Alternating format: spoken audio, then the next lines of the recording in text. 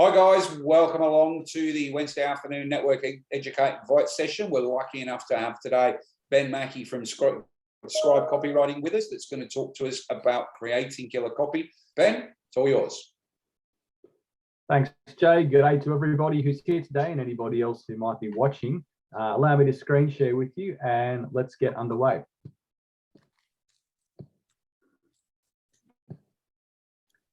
You can all see it fine? Yeah, mate. Wonderful. Okay, so today I'm going to be explaining how to create killer copy and to cut the cringe. And I'm going to explain why that is so important to your copy strategy. So first things first, what I'd like to start off by doing is to ask you, hang on a second. There we go. There we go. Buttons aren't working for some reason, but that's okay. Is it a PC or a Mac? It's a Mac. Oh, yeah. Well, the buttons usually work. Anyway, what I wanted to do first of all is to ask you why you're here. Now, I don't need you to call out any answers. This is just a rhetorical question. I want you to think about, why do you come along to events like Be Connect, or why are you watching this if you're watching this back at a later point? Why do you go to other business networking events, whether they're online or real life events? What is it that brings you here? Just think about that for a moment. And while you're thinking about the answer to that, in case you don't really know my background, I'll just give you a quick rundown of that. So as of December this year, Scribe Copywriting will have existed as a business, a registered business, for 10 years. So my 10th anniversary in business is later this year. I actually went to uni and I studied a film and TV related degree, nothing to do with copywriting whatsoever, but I'd always enjoyed writing. I enjoyed creative writing back in high school and that sort of thing. And it got to a point where I started to have a few different people, even people that didn't know each other, suggesting that I should look into copywriting as a gig. Now, like quite a few people, it would seem, I wasn't exactly sure what copywriting was. I actually thought it had something to do with legal copyright. And to me, that just seemed boring. What I did though, is I went and looked up what copywriting actually involved. And I realized it gave me the ability to work autonomously. It gave me the ability to write for a living, and I loved writing anyway. And it also gave me the chance to help people. And I always loved helping people out. So that was the start of things. I did a year's correspondence course with the Australian School of Copywriting down in Melbourne here in Australia. Did a year's correspondence course there, got the business cards printed. And like I said, Scribe Copywriting, as of this December, has been a registered business for 10 years. And that was, what you can see there is one of my very first profile shots, all there in black and white. But to bring it back to you guys, you might recall just a moment ago, I asked why you're here. And I'm wondering if it lines up with any of these answers, or perhaps all of these answers. Perhaps you're here to make new connections. Perhaps you're here to promote your business or to share your expertise, whether you're having one of these presentations or whether you're talking with other people who come along to these meetings. Maybe you're here to get referrals. And I'm assuming that on some level, directly or indirectly, you're here to attract new customers. That's why you come along to events like this, because you want to attract new customers. Now, what if I told you that you could achieve all of these goals, you could achieve all of these outcomes, but you could do it on a 24/7 basis, so that you could do it while you sleep. And if you want to, you could do it on a worldwide scale as well. Would that interest you? Oh, yeah. Because effective, okay, great. Because effective copywriting, that's what it does for you. Here's just some of the things that effective copywriting will do for your business. Effective copywriting, it informs. It tells people who you are, what you do, why you do what you do, all of that crucial information that people want to discover about you when they first hear about you and when they first hear about your business. Effective copywriting, it also entertains. So you want to keep them engaged. You don't just want to tell them about the bare essentials of your business. You want to give them material that's actually going to keep them engaged, keep them clicking on your website, looking for your latest updates, subscribing to your newsletter if you've got a newsletter, engaging with you on social media. Now, some years back, I had a client who was a real estate agency. And one of the things that they wanted me to do for them was to take care of their blog strategy. And going through what they'd written about up to the point that I took over, I realized that they hadn't really told people their story. And so I suggested it to them. I said, look, why don't we tell people your story? Why don't we talk about how your agency got started and what your background was? And to their credit, they were willing to roll with it. So what we did is I found out all the information I needed about them. I asked them details about their background, how the agency got started, all that sort of stuff. And I wrote a 2-part article about how their agency got started. Shared that to their website over the space of 2 weeks, and then shared that to their social media as well. And they got a fantastic response to that. They had people who'd been following them online for years saying, oh, wow, I never knew this about your agency, or wow, I didn't know this. So it kept people entertained, and all we did was just share their story. And that's what effective copy does. It doesn't just inform, but it entertains as well, because if they get bored, they're going to leave. Effective copy also delivers value. So when I talk about delivering value, obviously there's a monetary value, but then there's also information, education. Is there a free download that you could be offering to your potential customers, to existing customers? What can you offer them in terms of actual value, knowledge that's going to help them on their journey? What effective copy also does is it creates a discussion. So it gets people interacting with you on a regular basis. It gets people sharing your content. It puts you front of mind, so that, let's say that there's somebody out there and maybe they don't need what you do or what you sell, but they meet somebody who does. And this happens 3 months, 6 months, maybe even more than a year down the track. If you've been generating that ongoing discussion, it's going to be your business that's front of mind. You're most likely to be the one that they recommend when they speak to somebody else, and they're going to say, oh, I know the perfect person that you should be speaking to. So effective copy, it gets that discussion going and it sustains that discussion. On top of that, effective copy makes a connection. So you need to be able to relate with your audience. They need to have that feeling that even if you've walked a different path to them, if your life journey is different, the story of your business is different to the story of their business, if you're in B2B, they need to feel like you understand them and you connect with them and you relate with them, because that's how you develop trust. And trust is such an important factor of engaging leads and also making new sales. People need to trust you on some level. And so you might be wondering what happens when your copy doesn't do these things.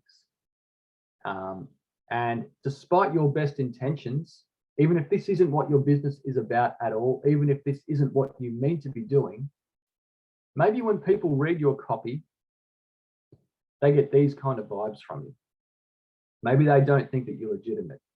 You know, do they get scammer vibes from your copy, even if that's not intentional? Do they read your copy and think that you're trying to sell them something? Or, well, I mean, obviously you want to sell people something, but there's a way to do it. And if you're trying too hard to sell them something, it just screams scam. There's too many red flags, and that pushes people away. But maybe it's not the scammer vibes that people get when they read your copy. Maybe instead, they get this kind of vibe from you. Now, just to give you a bit of background, this was from the successful TV series 30 Rock. And Steve Buscemi talks about how he went undercover as a narc. And if you know the lingo, narc is short for a narcotics officer. He went undercover at a high school and he dressed up like this. And what you actually can't see in this photo is he's actually got another skateboard in his other hand. And he rocks up to this group of kids and he goes, "How do you do, fellow kids?" And maybe that's the vibe that your audience gets from your copy. Maybe they think that you're trying too hard. Your copy is try hard, it's fake, and it makes them cringe. And when you make your audience cringe, even if it's not intentional, even if you don't intend for it to come across that way, what happens when you make people cringe? Well, look, effectively, this is what you're doing. Except maybe it's not hundreds of dollars, maybe it's thousands of dollars. Maybe it's not just thousands of dollars right now, but thousands of dollars months down the track, years down the track. When you make them cringe, you're basically doing this. And so obviously that begs the question, how do you stop that? Even if you've got the right intentions, how do you stop pushing people away through cringe copy? Well, the good news is that there's a few things that you can do to cringe proof your copy and to keep them on board. You just got to remember these things. First, the first thing that you've got to do, you got to listen. When you think about your target audience, who are those people? What else are they buying? What other products or services are they buying that are perhaps similar to yours? And have a look at how those products or services are marketing themselves, because that's going to give you a lot of clues. Your target audience, what are they doing in their spare time? How are they talking? What's the lingo that they use? What pop culture references do they understand? Like, I mean, I remember when I was growing up as a kid, I'd hear my parents talking about different stuff, and you know, it was boomer humor. It was boomer sensibilities and stuff I didn't get. But now I'm at the point where I see a lot of the younger generation talk, and I don't get some of the things they talk about. But with the right research, you can understand what pop culture references your ideal target audience is going to relate to, so that you don't have a how do you do fellow kids moment with your copy. What you want to make sure is that you do your homework first before you go and write for your audience and assume that you know how they talk and you know who they are. And that leads me to the second point, which is remember that you don't know everything, and it's perfectly fine to ask questions. If you want to put a survey out there, put a survey out there. People love talking about themselves. Just make sure that you get the right answers. There's nothing wrong with admitting that you don't know everything that there is to know about your target audience. And it's perfectly fine to ask questions. It's much better to do your homework, ask questions, admit that you don't know everything, than to assume that you know everything and then push people away through cringe copy. On top of that, make sure that you're showing, not telling. Now, you'd be surprised. I've actually seen other copywriters make this mistake. I see people in marketing make this mistake, and they should know better, but I see this mistake get made over and over and over again. Big noting themselves, trying to shoehorn in all the things that they think their audience wants to hear. And when you write for a living like I do, you can tell when it's almost like certain phrases or words are being copy pasted into a certain sentence to make people think a certain way. And you see this happen in the media all the time as well. You don't want to consciously try to sound like the next whoever it is that you aspire to be. Let other people make that connection. Because when you're putting copy out there and you follow these 3 steps and you have other people talking about how great what you're doing is, how great your business is, and they're the one making those comparisons instead of you feeling like you need to force it, it's a fantastic feeling. And you see the results from that too. As the old saying goes, a real player doesn't need to brag about what a big shot they are. Let other people do that. Show, don't tell. To become a gifted communicator and write copy that actually connects and converts, it literally pays to pay attention to these 3 things that I've shared with you today. Obviously, you need to know what's actually worth paying attention to. And you know, the more copy that you've got out there, the more copy that you're putting out there, then the more things there are to look out for. Even myself, like the volume of work that I put out there, whether it's for clients, whether it's for my own stuff. As we speak, I've actually got a blog article, a brand new blog article ready to post tomorrow. There are so many little things that you've got to look out for, and you need to know what's worth paying attention to make sure that your copy is actually connecting and it's drawing people in rather than being cringe and pushing people away and leaving money on the table. So when you follow those 3 steps that I've shared with you today, you can avoid this, but like I said, you've just got to know what's worth paying attention to. And this is actually something that I help people with. I don't just write copy for clients. I also offer copy support for clients as well. So I just wanted to put it out there today, whether you're watching this, whether you've sat down to watch this today or whether you're watching this back later on. If you'd like to get some help with what you're doing with your copy, I actually provide copy support consultancy services. And I'd be happy today to offer you $50 off the initial consultation. Normally prices are $179 for that first hour, but I'm going to offer you $50 off today. And there's also other more advanced services if you want to get my help, whether you want me to work with yourself or work with your team for a day or on an ongoing basis. If that interests you, just reach out to me later on and we can work something out there. But if you want to get feedback on your copy and make sure that you're not putting out anything cringe there, then I'm happy to offer that to you today. You'll get $50 off your initial consultation. You only pay $129 instead of $179. And you can also find out more about the services that I offer for clients on that link below. But that brings it to a wrap up today. But what I wanted to do is I did say that if people wanted to bring their copy in or get me to look at a piece of copy and they wanted to get some feedback on that, now's your time to do so. And I'd be happy to go through it with you now if there's anybody that's done that. I have a question. Mm-hmm. Okay. And it's in regards to, you get told these days that the copy of any blogs and your web page and everything has to be SEO ready, right? Mm-hmm. Now, most business owners have heard the phrase, but don't actually know what it really means. Yeah, you're a copywriter, you'd obviously understand what that means. Can you explain a little bit more about what they mean by SEO and what people should look for when they're trying to create a piece that is, it may obviously come to you and get it done through you, but if they don't do that, what is it they've got to look for? So when you're creating a piece, how do you approach it SEO wise? Okay, so just in case people didn't know, SEO stands for search engine optimization. And that means doing the most that you can to ensure that your content ranks as highly as it can on a search engine like Google. Because if your content's not on page 1 of Google, it might as well be invisible. I mean, what's the old joke that the best place to hide in the world is on page 2 of Google search results, as well as other search engines as well. But what you need to remember, okay, in terms of SEO, it's not just about doing a once-over job, just finding a few keywords and then adding those to your website or your social media pages, and then that's job done. It requires regular maintenance because if you just do it once, then your website, etc., that's going to slip down the Google rankings. So if you want to improve your website for SEO, what you want to think about are the keywords that are associated with your business. Now, there's a variety of different programs that you can use to find these. You can also do your research in terms of looking at other businesses that are similar to yours, or maybe sell the same products as you're doing, or the same services, and just have a look at the keywords that they're using and think about, is there anything that they're not using, anything that your business does differently? And that might be a gold mine for you. So in terms of search engine optimization, you want to think about what are the keywords associated with your business, and have a look at what other similar businesses are using, the other highly ranked businesses, and just think about how you can use those, not just obviously in your website, but in your regular blog content, anything that connects back to your business address.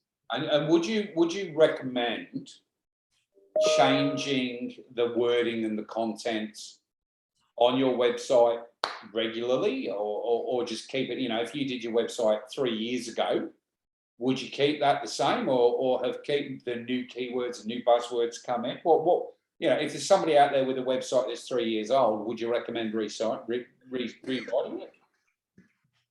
You don't necessarily have to rewrite the whole thing, but you want to have a look over it, because I mean, like even I know I go back and I look at stuff that I wrote a year and a half ago, and there's always things that I'm like, oh, actually I could change that, I could make that better. The beauty of something like publishing regular blog articles, if your website hosts your blog as it should, is that as you're posting new blog articles, that keeps being registered as new content on your website, and that's where it really helps in terms of SEO. Yeah. Right. Okay. Right. Yeah. Because it's picking it up. If you put a new one every week, classed as new content, isn't it? So it's going to get crawled. Yeah, once a week, once a fortnight. Look, if people want to find out more about why blogging is so crucial for businesses, you can just have a look at any amount of the stats. I've actually posted them on some articles that I've written about in the past. So if people want me to link them up, I'd be happy to link them up, and you can have a look at the stats for yourself. And I did the research behind those stats because, as they say, 78% of statistics are made up. These statistics, well, no, it was 92, then went back to 77. Okay. But if you want to have a look at the stats that I shared, these are all legitimate stats, and they're all recent as well. But it might just blow your mind as to how effective blogging is for businesses in this day and age. Beautiful. All right, thank you. Any other questions? Has anybody got anything they'd like Ben to have a look at? Are you doing this live? Are you, Ben? What was that, sorry? Are you doing the critique live now, are you? Yeah, I'm happy to do a critique live. Yeah. If you've got something you want to share. You got something? I'm off for that. Yeah, live I'm always demonstration. up for a challenge. Go right ahead. You've got screen share capability if you want to share what you want Ben to have a look at. I was just going to send him the link. What happened? Just pop it in the chat. There you go, mate. Have a look at that one. Thank you. All right. You should register to that while you're at it also. I just think you... The old bait and switch. I love it. No, I literally just sent you an email to tell you to register to that, come to it, then we can have a one-on-one. Yeah, absolutely. Okay. Well, now that we've got this here, this should be short and sweet. Where's the? Just let me share the screen. Where is it?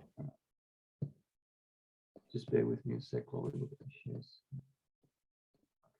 Down the bottom, mate. Yep, got it. Fantastic. Okay. Did 2020 turn your life upside down? Are you worried about your financial security? Struggling to make ends meet? Don't know how to break free from financial stress? 1K a day club. Discover how you can potentially turn $100 into over $1,000 per day in 24 months by joining the 1K a day club with little asterisks there. Okay, then it's got the drop down menu, register your spot, details there. Yes, $1,000 every single day. What could that mean for you? Just think about earning an extra $1,000 a day passively. That could mean, well, there's a whole bunch of things there. We won't go into all of this just because the time factor, but let's have a look at what we've got up at the top of the fold anyway. First of all, I wanted to say that I like that you haven't put a full stop between the words every single day. I see that used so much these days by some trash media sites, and it's just, it's getting boring and old. It's like they really want to emphasize the point. So they go every full stop, single full stop, day full stop. And you haven't done that, so I appreciate that. In terms of visuals, look, you've got US dollars there. I appreciate the link between US dollars there, but you might want to think about if you can change that up to whatever currency, whatever the national currency is of people who click on this, just to make it more relevant to them. That's a visual thing. But let's go up here. Okay. I understand this is a heading, but I can see what you've done in terms of starting every word with a capital, but I don't think you need to do that here. It looks a little bit, for lack of a better word, it looks a little bit copy paste. If you just wrote it normally, like you only started the first letter of each sentence with a capital, it would look more conversational. What you could also do, and I don't think you'd lose anything, is if you put every sentence on a different line. Because what I see is exactly the same thing. Yeah, and center it as well. I'm just thinking about people who'd be looking at this, who'd be opening this up on their phone. If you center all of this copy, and then put each sentence on a new line. Did 2020 turn your life upside down? Go down a space. Are you worried about your financial security? And don't put it directly below it, because that's going to cramp the copy up to the naked eye. You want to put a bit of space, a bit of breathing space between each of these. And if they're the kind of people that are actually going to fill out these details, they will follow. You don't have to worry about having this drop-down form. You can afford to put that a bit below the fold. I've always been told that you've got to have the form above the fold, which is what we were going for here. I've never heard that. Well, I mean, look, there's going to be people who are who's going to say that, and I think the best thing that you could do, because I mean, first of all, are you noticing that I'm not necessarily talking about the wording here? I'm just talking straight up about the presentation of your copy. I mean, presentation makes a big difference. What you could do is you could run a split test with it all as you've got it laid out here, and then run a split test with how I'm suggesting you present it, and see if there's a notable difference between the response that you get.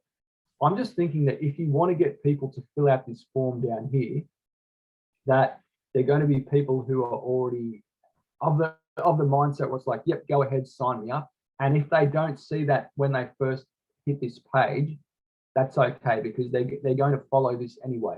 Yeah. You just want to make sure.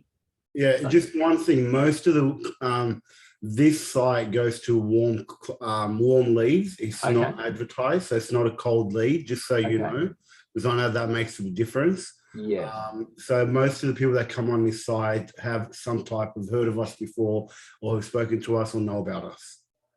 Okay, cool. All right. Well, look, in that case, in that case, you could keep it as is. I mean, if people already know what 1K a day is and that sort of thing, and it's not like this is the first time that they're hearing of 1K a day, that might be all right. But even so, just from, because this is effectively your heading here, I would still look at spacing it out a bit more. Just visually, it breaks up a bit more. And if they're the kind of people that have already heard of 1K a day and they know what it's about, they're still going to follow on with that. Yeah. So I hope that helps. Yeah, it does.